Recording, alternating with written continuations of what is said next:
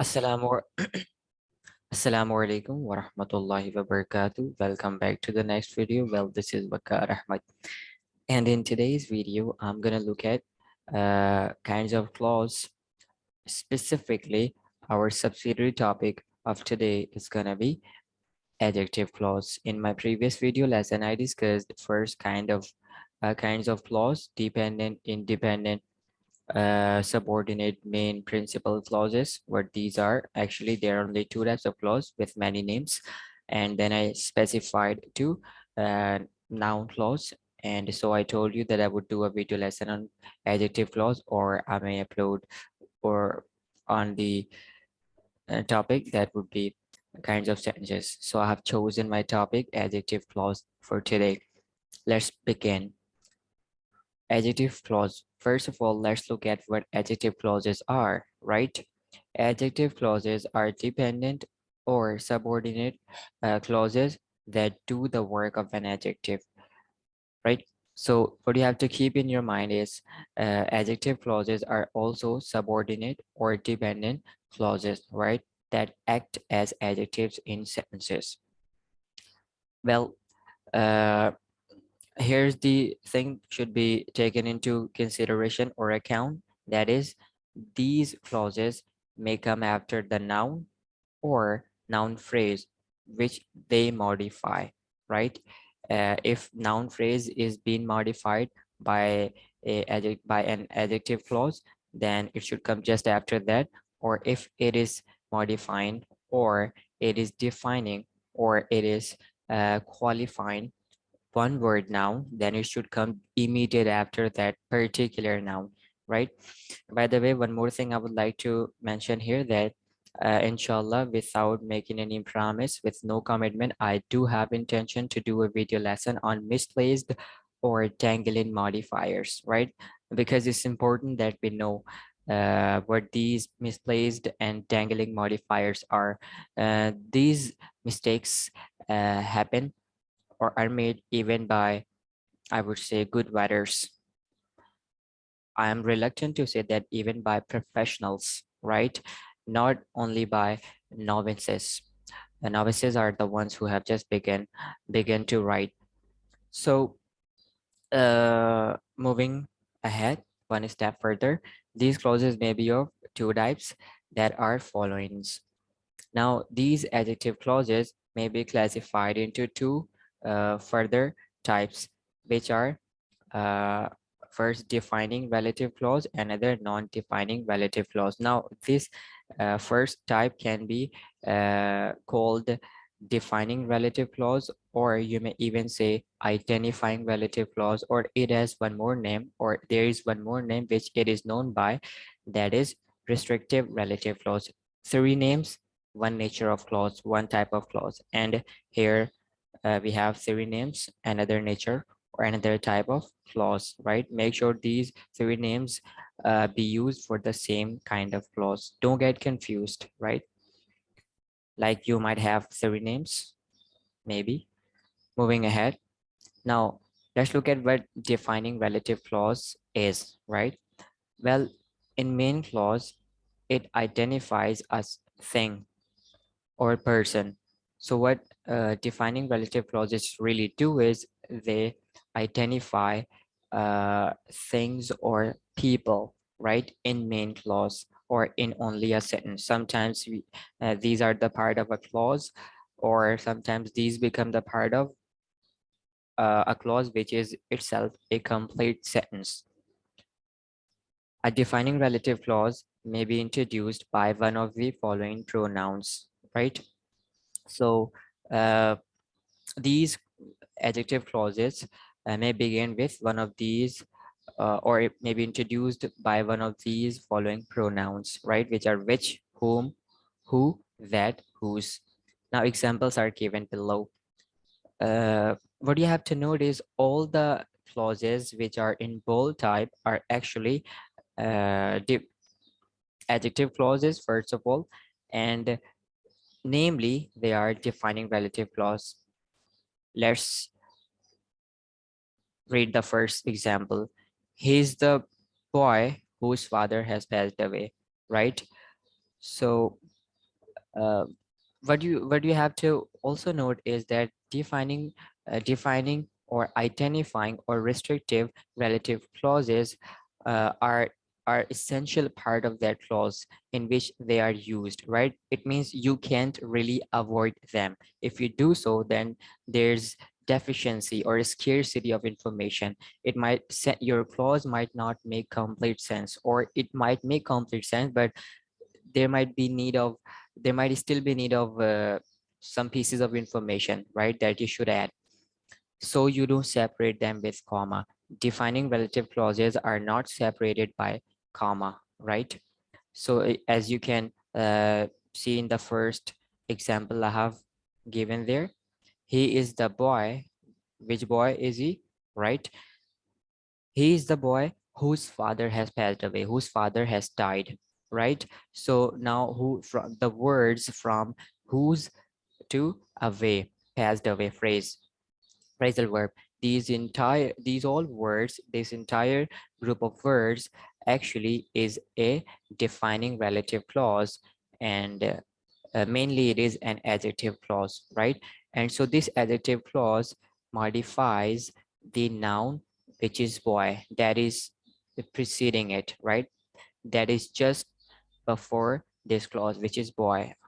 I have placed my cursor as well. Now look at the another example, second one. This is only a tool that can unscrew the bottle. So here the tool is noun, right? This is only a tool. Tool is a noun, and so it has to be modified. So this adjective clause that can unscrew the bottle, and specifically this after adjective clause, this is a defining relative clause. So this defining relative clause is essential part of this clause, this sentence, right? Because it modifies or defines the tool. Which tool, you might ask? Yes, which tool? So the tool that can unscrew the bottle. Let's look at the third example. Doctors who do heart surgery are paid highly. So which doctors do get paid highly, right? Or which doctors charge very much? So the doctors who do heart surgery charge very much. Their fees are very high, right? So they get paid highly. So doctors, the noun doctors is being modified by this defining relative clause. Now look at the fourth example. Have you got a book? What kind of book are you talking about, you might ask? In turn, I might say then the book that is really and truly easy to read, right? Or you might say that is really cheaper than the one I have bought. You may say, oh, that is black, right? You might add any adjective there as well. Now I'm going to be a bit quicker than uh, before, because we don't have much time, I guess. So I'm just going to read the sentences for you. You might parse them, or you might construe them or disintegrate them on your own, right? According to their parts of speech, if you wish to. Fifth one, I saw a bird. Which bird? Whose beauty took my breath away, right? So the bird is noun, and whose beauty took away whose beauty took my breath away. These all words form defining relative clause. Moving towards the sixth one, this was the conference whose purpose we don't know, right? One thing I would like to mention, that whose, this determiner, like others, his, their, her, my, your, these are determiners, right? Possessive pronouns. So this is also a determiner. So whose can be used as subject of the in the clause, or it can be used as the object. And here are the typical sentences in which I have used different in different ways or differently. I saw a bird whose beauty took my breath away. So here I have used as subject, right? While this was the conference whose purpose we didn't understand, or whose purpose we didn't know, or whose purpose we don't know. So here I have used whose as object. Now, but I haven't mentioned in parentheses. I should have, I guess. He has a friend whose brother teaches English, right? This felt to be bit more formal, right? You can convey the same message using another structure, and that is also possible, which is he has a friend with preposition. You could use preposition with a brother who teaches English. So here you could see I have replaced whose with preposition with a brother, right? So you could use this structure as well, and this is more common in spoken English, and it's felt to be informal, a bit informal, right? While the first one sounds more formal. Now let's move one step further than we have discussed so far. Now so far we have looked at what defining relative clauses are. Now I would like to walk you through the definition as well as some examples of non-defining or non-identifying or non-restrictive relative clauses. So let's first read the definition and explain to you as well. Let me do that. In the main clause, it provides extra information about a thing or person, right? So what non-defining relative clauses do is they provide us with some extra pieces of information, some non-essential pieces of information that can easily be avoided. Which is really inevitable, right? A non-defining relative clause may be, right? I suffered from oblivion. May be introduced by one of the following pronouns, which are which, whom, who, whose. We don't usually use that to introduce non-defining relative clause. It is more common to use that in defining relative clause. Now let's look at the examples of non-defining relative clause or non-identifying relative clause. He is Mr. Ali. Right now since I have told the name of that man or the boy, why should I further explain who that person is? So I'm saying he's Mr. Ali. It makes sense to me or to you as well. Who is our manager? Now this is extra information, right? So we don't need it. And so I have separated this clause with comma. You can see after Ali. Look at the second example. They all taught my friend. They all taught my friend who later became a teacher, right? They all taught my friend, right? It makes sense to me. So why do I need to add further information, right? So actually, don't get confused with these two pronouns, uh, these noun and pronoun. Friend is noun, they is pronoun, right? So keep in your mind that this non-defining relative clause, which begins with the word or pronoun who later became teacher, this clause doesn't really modify this pronoun they, right? Instead, what it modifies is this noun friend, right? So I don't need to give any extra pieces of information about friend. So they all taught my friend who later became teacher. So you have to separate with comma. Kashif, I have mentioned the name who helps me prepare for exam is very, very, very, right? Very genius. I guess typing mistake, or maybe I didn't proofread it. No problem. To err is human. So Kashif, who helps me, as you can see after the noun, proper noun Kashif, I have put a comma. And after this non-defining relative clause, which begins with who and ends uh, with exam, I have put a comma after exam, right? So this is a non-defining relative clause, so it has to be closed with commas.